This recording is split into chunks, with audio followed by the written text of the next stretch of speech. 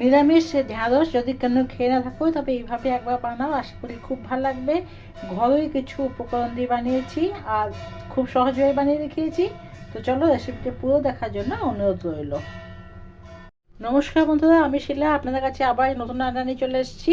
আজকে আমি ঢ্যাঁড়সে এমন একটা নিরামিষ রেসিপি দেখাচ্ছি যেটা নিরামিষ দিনে খেতে খুবই ভালো লাগে। তার জন্য ঢ্যাঁড়সকে আমি মাঝখান থেকে এভাবে দুফাড়া করে কেটে নিয়েছি, আর সাইডে দুটো যে বোঠা আর এটা ছিল এই দু সাইডটা কেটে নিয়ে মাঝখান থেকে একটা করে কেটে নিয়েছি।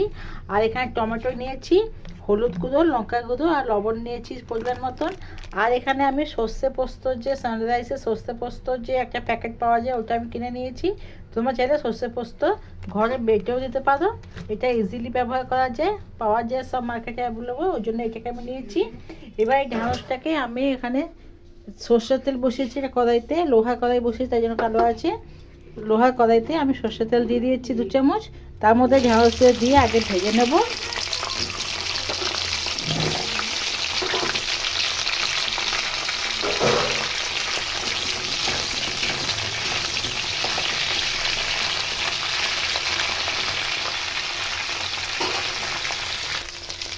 ঢ্যাঁড়স যখন 50% ভাজা হয়ে যাবে এই পর্যায়ে আমি দিয়ে দেবো লবণ, হলুদ আর টমেটো কুচিয়ে রেখেছি সেটা দিয়ে দেবো।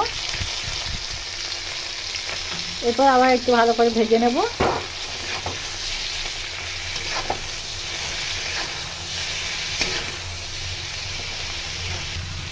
যখন ভালো করে ভাজা হয়ে যাবে ভেন্ডিটা, তখন আমি এই যে সর্ষে পোস্ত ভিজিয়ে রাখতে হয় 15 মিনিট আগে, ভিজিয়ে রেখেছিলাম সেই সর্ষে পোস্ত জলটা দিয়ে দেবো এর মধ্যে।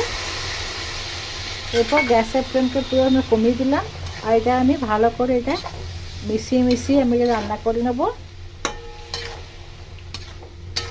ঢ্যাঁড়স তো ভাজা হয়ে গেছে, এবার 5 মিনিট মধ্যে টমেটো মজে যাবে। আমি 5 মিনিট কমিয়ে এটাকে আমি রান্না করে নেব। 5 মিনিট পর এই দেখো মাখা মাখা হয়ে গেছে। এখানে ঢ্যাঁড়সের ঝাল বলো বা সর্ষে পোস্ত বলো, নিরামিষভাবে করেছি, সম্পূর্ণ রেডি। ভাত ডাল দিয়ে খেতে অসাধারণ লাগে। তোমরা ঘরে অবশ্যই একবার বানিয়ে খেও, আশা করি ভিডিওটা ভালো লাগবে আর খেতে ভালো লাগবে। তো চলো আজকের মতন এইটুকু, আবার কালকে দেখা হবে। ভালো থাকো, সুস্থ থাকো সবাই। কালকে আবার নতুন রেসিপির সঙ্গে আসছি। ধন্যবাদ।